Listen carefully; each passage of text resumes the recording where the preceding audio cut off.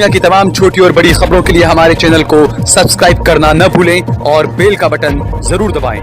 आदाब दोस्तों, मैं हूं सहल कुरैशी। आज हम बात करेंगे गुजरात में जो स्वराज के चुनाव चल रहे हैं उसको लेकर सरगर्मियां तेज है।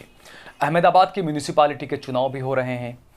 ऐसे में AIMIM ने यहां पर जो है वो दस्तक दी है। गुजरात में 21 उम्मीदवार AIMIM के खड़े हैं चुनावी मैदान में। इसके अलावा आम आदमी पार्टी भी यहां पर चुनाव लड़ रही है, समाजवादी पार्टी भी कुछ सीटों पर चुनाव लड़ रही है। सवाल AIMIM को लेकर सबसे ज्यादा उठाए गए और कहा गया कि हिंदू इलाकों में क्यों उम्मीदवार खड़े नहीं किए गए, बीजेपी की बी टीम है, और तमाम तरह के सवाल जो है वो यहां पर AIMIM पर लगे और उठे सवाल। लेकिन हैरानी की बात यह है कि एक बड़े अखबार की आज की एक रिपोर्ट है जिसमें यह कहा गया है कि 20 सीटें कांग्रेस पार्टी ने इलेक्शन से पहले, चुनाव से पहले, मतदान से पहले बीजेपी की झोली के अंदर डाल दी है। ऐसी और भी कई बातें हैं। इन तमाम मुद्दों पर हम बात करेंगे। दानिश कुरैशी हमारे साथ में मौजूद हैं।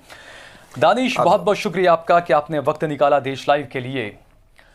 दानिश, जिस तरीके से गुजरात की जो फिजा इस वक्त जो चुनावी रंग में रंगी हुई है, आरोप प्रत्यारोप का दौर चल रहा है, सवाल उठ रहे हैं कि MIM ने सिर्फ मुस्लिम इलाकों में ही क्यों उम्मीदवार उतारे हैं।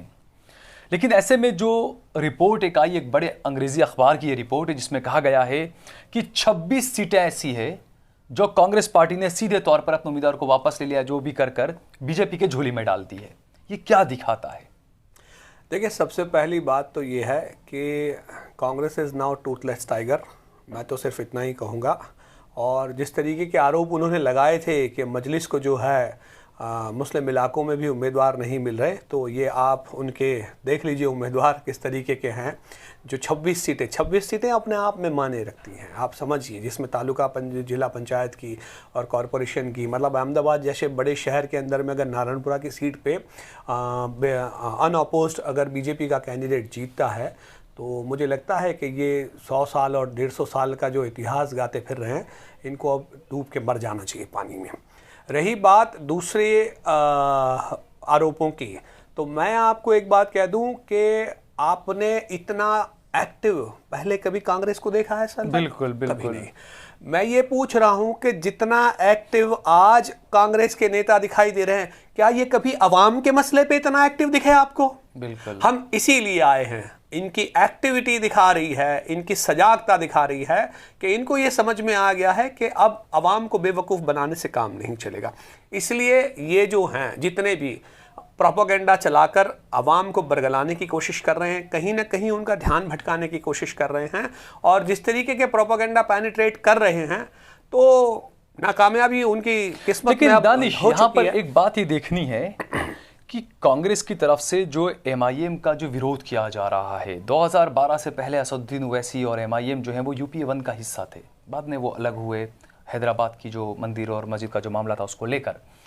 लेकिन अभी जो विरोध हो रहा है, कांग्रेस की तरफ से एक रणनीति ये बनाई गई है कि मजलिस का और ओवैसी का विरोध करने के लिए जो मुसलमान कांग्रेस के नेता उन्हें आगे किया जा रहा है, बलि का बकरा बनाया जा रहा है उन्हें। मैं वही कह रहा हूँ। मैं पहले भी कह चुका हूँ सहल भाई आपसे कि इस बार आम आदमी पार्टी भी यहाँ चुनाव कंटेस्ट कर रही है, AIMIM भी आई है।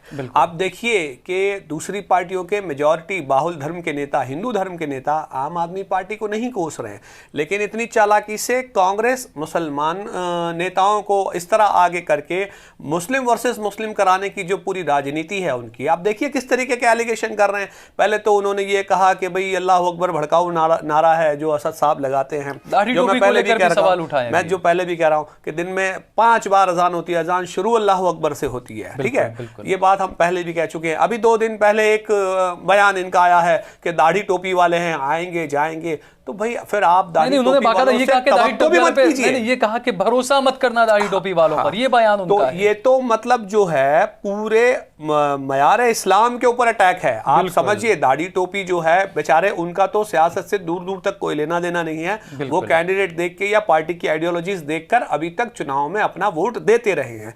अब अगर उसके बाद इन्हें इस तरीके के परहेज आ गए हैं, इस तरीके की भाषा बोल रहे हैं, तो क्या ये मुसलमानों की आइडेंटिटी मिटाकर बात कर रहे हैं? हैं। तो हम इसीलिए आए हैं। AIMIM का आने का जो मकसद है वो यही मकसद है कि आप अपनी आइडेंटिटी बरकरार रखिए, उस आइडेंटिटी के साथ हमें जो अपने आईन ने हक दिए हैं, जो हुकूक दिए हमारे कॉन्स्टिट्यूशन ने, वो हक हम आपको अपनी आइडेंटिटी के साथ दिलाएंगे। मैं रिसेंटली आपको बता दूं, खाड़िया के अंदर में आप देखिए जिस तरीके से मतलब प्रचार प्रसार हो रहा है। हमारी एक बहन है जो मैं नाम लेना नहीं चाहूंगा, हालांकि बहनों की आजादी उनके मातहत है, उस पर हमारी कोई पाबंदी नहीं है, लेकिन आइडेंटिटी मिटाने की पॉलिटिक्स जो कांग्रेस कर रही है, मैं उसी पे बात करूंगा। वो पहले जमालपुर से कॉर्पोरेटर रह चुकी थी, उन बहन को कभी भी मैंने बिना बुरखे के नहीं देखा। और आज आप खाड़िया में देख लीजिए तो खाड़िया में ऑफ द रिकॉर्ड उन्हें ये इंटीमेशन दिया है कि खाड़िया में बुरखा नहीं चलेगा, तो बुरखा उतार के ठीक है, अल्लाह उनकी इज्जत में इजाफा करे, हमें उनसे पर्सनली कोई वो नहीं है, लेकिन आइडेंटिटी मिटाकर जो वोट का मांगने की और काटने की जो पॉलिटिक्स वो कर रही है,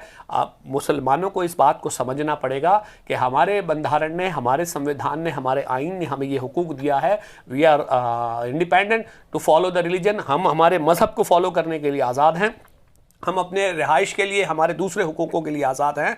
उसके बावजूद भी सेक्युलरिज्म का जो बोझ है, सहल भाई मैं कंप्लीट कर लूं, सेक्युलरिज्म का जो बोझ है वो सारा बोझ मुसलमान कैंडिडेटों पर, मुसलमान नेताओं पर डाला जा रहा है। इससे विपरीत आप देख लीजिए तो भरत सिंह सोलंकी ये कह रहे हैं कि भगवान राम ने मंदिर बने तो भरत ने खुशी थाए कि ना थाए। थाए भरत भाई 100% था, आप खुश होइए, हमें उससे कोई एतराज नहीं, बिल्कुल। लेकिन अगर आप यूथ कांग्रेस के मुसलमान नौजवानों से उसका चंदा इकट्ठा करने के लिए कहेंगे तो फिर तो हम सवाल करेंगे। और हमारा सवाल जब आपको चुभता है तो आप जवाब देने के बजाय B team, C team, D team, X team, Y team, Z team करते हैं। लेकिन इन सारे आरोपों का जवाब हमारे कैंडिडेट कॉर्पोरेशन में पहुंच के 100% आपको देंगे और उसके बाद आप कोई जवाब आपके पास नहीं बचेगा। दानी, जिस तरीके से आपने खाड़िया की जो बात की कि जो मुस्लिम उम्मीदवार वहाँ पर है कांग्रेस की, वो हमेशा बुरके में रहती थी, ठीक है, वो अपना उनका ज़ाती मामला है बुरका पहनना, लेकिन ये बात कहीं ना कहीं ये चीज़ है कि चंद हिंदू वोट लेने के लिए बुरके को साइड में रख दिया उन्होंने। जबकि हकीकत अगर देखा जाए तो यहाँ पर हम साफ ये कहेंगे कि इस्लाम भी ये कहता है कि जो आपकी जो चीज़ें हैं आप उसको लोगों तक बताइए कि इसकी सच्चाई क्या है, इसकी असलियत क्या है। अगर कोई बुरके से, दाढ़ी टोपी से अगर नफरत कर रहा है तो आप उसको जाकर बताइए कि बुरके का क्या मतलब होता है, आप दावत दीजिए उसको, आप हकीकत बताइए इस्लाम की। लेकिन यहाँ तो खुद ही बैक कर रहे हैं सिर्फ कांग्रेस पार्टी की वजह से, जहां बताना चाहिए, दावत का जो काम होता है कि हम सच्चा इस्लाम बताएं लोगों को। खाड़िया में जाकर ये बहन चाहती तो सच्चा इस्लाम बता सकती थी। बिल्कुल, ये बड़ी नाकामी है मुसलमानों की, ये कहा जा सकता है। बिल्कुल, ये अखलाक की बात है। मैं फिर से रिपीट करूंगा कि बुर्का पहनना ना पहनना वो हमारी बहन का पर्सनल निजी मामला है, उस पर यह टिप्पणी नहीं है। टिप्पणी कांग्रेस पार्टी पे है, हमारा तंज जो है वो कांग्रेस पार्टी पे है। इससे विपरीत साउथ गुजरात की एक जिला पंचायत की सीट जो ओबीसी की रिजर्व है, वहां से एक राजपूत बहन को भी कांग्रेस ने टिकट दिया है। राजपूतों में भी पर्दे की प्रथा रही है और वो बहन आज भी घूंघट में प्रचार प्रसार कर रही है, हमें उससे भी कोई एतराज नहीं है, बहन आप करिए। लेकिन यहां जो आइडेंटिटी मिटाकर वहां जो आइडेंटिटी डेवलप करने की पॉलिटिक्स है, इस बार ये पॉलिटिक्स अब ज्यादा दिन चलने वाली नहीं है और आपकी जमीन सरक चुकी है। और इस तरीके की राजनीति करके आप मुसलमान समाज में जो डिवीजन का काम कर रहे हैं, ये इसमें आप कामयाब नहीं होंगे। अच्छा, दूसरा दानिश, जिस तरीके से 21 जो उम्मीदवार उतारे हैं, कांग्रेस पार्टी की तरफ से बार बार ये आरोप लगाया जा रहा है कि तमाम 21 उम्मीदवार सिर्फ मुस्लिम सीटों पर क्यों उतारे हैं, मुस्लिम इलाकों में क्यों उतारे हैं।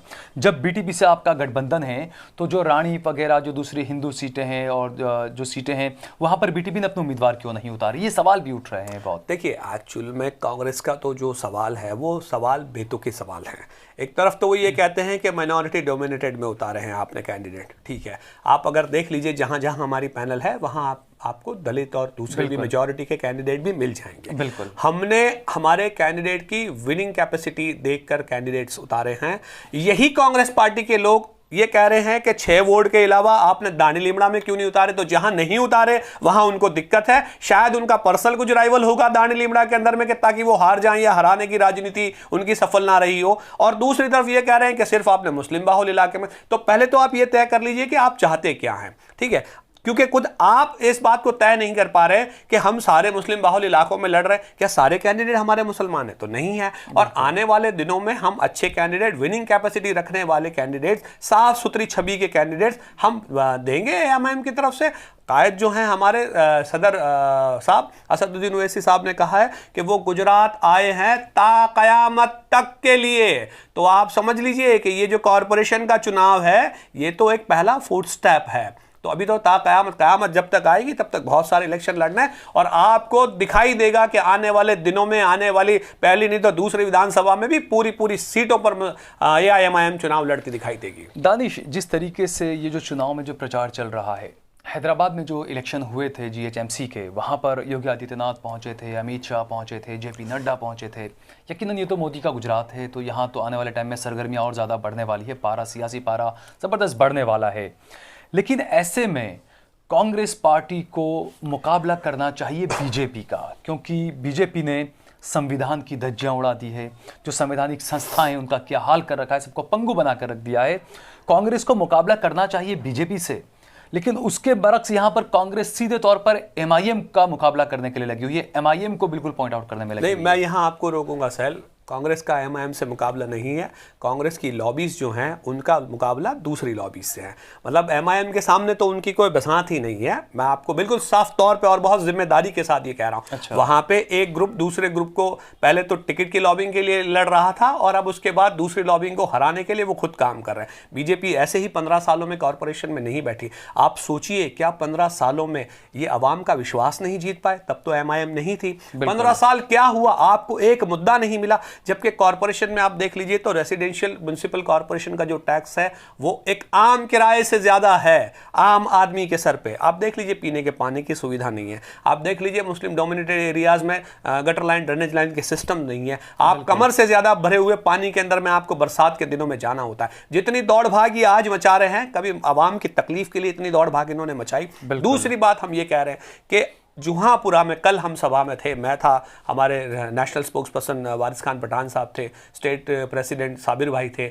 वहाँ पे हमने जो बात कही, जो सुनी, जो देखा गया कि पिछली बार लास्ट टाइम का रमज़ान में तो समझ लीजिए कि लॉकडाउन में गया था, लेकिन सेकेंड लास्ट रमज़ान की मैं बात करूँ तो रमज़ान के दिनों में मैं रॉयल अकबर टावर पर बैठा था, और शायद 20वें रोज़े के बाद का एक इंसिडेंट है। एक 8 महीने का बच्चा, 8 से 10 महीने का बच्चा ट्रक के नीचे आकर शहीद हो गया। और ये हर बार घटनाएं रही है। कई सालों पहले तो एक बार चांद रात के दिन भी इस तरीके का एक्सीडेंट होता। आप सोचिए कि 2000 से लेके 2005 तक तो आपकी कॉरपोरेशन में 1999 से लेके 2004 तक तो इनकी सरकार थी कांग्रेस की, तब भी इन्होंने कोई काम नहीं किया। ठीक है, इसके बाद 10 साल यूपीए में केंद्र की सरकार रही, तब भी इन्होंने काम नहीं किया। अहमदाबाद म्युनिसिपल कॉरपोरेशन ने हाईटेक बूचड़ खाना, जिसको स्लॉटर हाउस हम कहते हैं, बूचड़ खाने के लिए जगह अलॉट कर दी थी, फंड अलॉट कर दिया था। आज इतने सालों हो गए, ऑपोजिशन में ना तो ये आवाज उठा रहे हैं, और शासक पक्ष से तो हमें कोई उम्मीद ही नहीं है। नॉन हाइजेनिक बूचड़ खाना जो जमालपुर का है, उसमें इतनी सारी बीमारियों के साथ, इतनी गंदगी के साथ वहां स्लॉट किए जाते हैं जानवरों को कि अगर उससे आप खाएं तो आप बीमारी में मुब्तला हो जाएंगे। ये इन परिस्थितियों के, इन बुराइयों के सामने लड़ने के बजाय वो अंदर अंदर लड़ रहे हैं। और अब मेजॉरिटी ने, हिंदू नेता कांग्रेस के मुसलमान नेताओं को कोस रहे हैं कि आपने पीछे के दरवाजे से MIM को बुला रही है, और मुसलमान नेता ये कह रहे हैं कि भाई आपने मुसलमानों के लिए कुछ किया नहीं, इसलिए बिल्कुल आंतरिक झगड़ा है। और ये आने वाले दिनों में कॉरपोरेशन के चुनाव के बाद विधानसभा की जो तैयारी होगी तो ये आपको अपने उफान पर दिखेगा। और आज जो नेता भाषणबाजी कर रहे हैं असद साहब के साथ में, आप उनके अल्फाज नोट कर लीजिएगा, जिस तरीके से माइग्रेशन शुरू होगा वहां पे, क्योंकि ये सारे सत्ता लालचू लोग हैं, टिकट वांछू लोग हैं, टिकट की लालच के लोग हैं। वो दिन दूर नहीं है जिसमें जब आपको दिखाई देगा कि कितने सारे लोग कूद के यहां दिखाई देंगे। अच्छा, तो जी दूसरा दानिश, जिस तरीके से जो शुरुआत हमने जो प्रोग्राम इस कार्यक्रम की 26 जो सीटें जो कांग्रेस ने बीजेपी की झोली में डाल दी, अपने उम्मीदवारों के नाम वापस ले लिए, तमाम चीजें, ये लोकतांत्रिक देश है, चुनाव होते हैं, जनता चुन कर भेजती है। ये स्वराज के चुनाव हैं। आने वाले वक्त में जब अभी शुरुआत हुई है, जब कुछ किसी चीज़ की शुरुआत होती है ज़मीनी सतह से, तो आगे भी जाती है वो चीज़ें।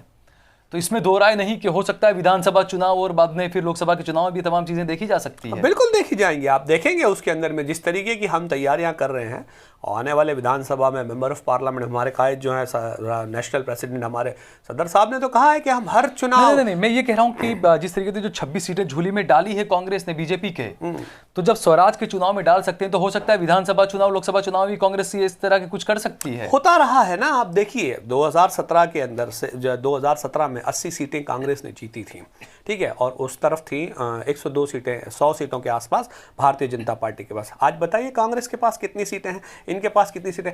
तो ये तो होना नहीं है, ये तो होता रहा ही है। देखिए आप समझिए, भारतीय जनता पार्टी गुजरात में कभी भी मजबूत नहीं थी। वो हम छोटे थे, कहानी सुना करते थे कि राक्षस की जान तोते में है।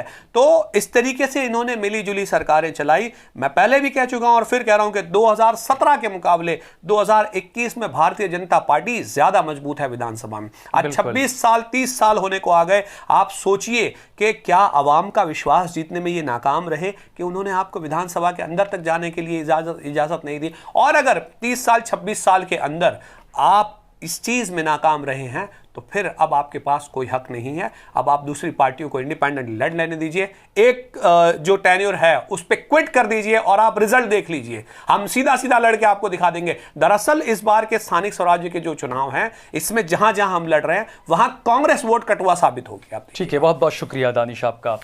तो जिस तरीके से हमने देखा, दानिश कुरैशी ने जो बातें बताई हमें और जिस पूरे खुले मन से हमने यहाँ पर बातचीत की, किस तरीके से कांग्रेस पार्टी राजनीति कर रही है, किस तरीके से बीजेपी को फ़ायदा पहुंचाया जा रहा है कांग्रेस पार्टी की तरफ से, लेकिन उंगली उठाई जा रही है AIMIM की तरफ से। लेकिन यहाँ पर दानिश ने साफ कहा कि ये तो जो है वो मजलिस की शुरुआत है। 2022 के विधानसभा चुनाव में जो है वो दानिश का ये कहना है कि कई लोग होंगे जो ओवैसी के साथ में आकर खड़े हो जाएंगे। तो जैसा हम कहते हैं कि दावे वादे हर सियासी पार्टी की तरफ से किए जाते हैं, जब मतदान होगा, जब चुनाव के नतीजे आएंगे, उसके बाद ही पता चल जाएगा कि जनता ने किस पर भरोसा किया है और जनता ने किसे ठुकराया है। बहुत बहुत शुक्रिया।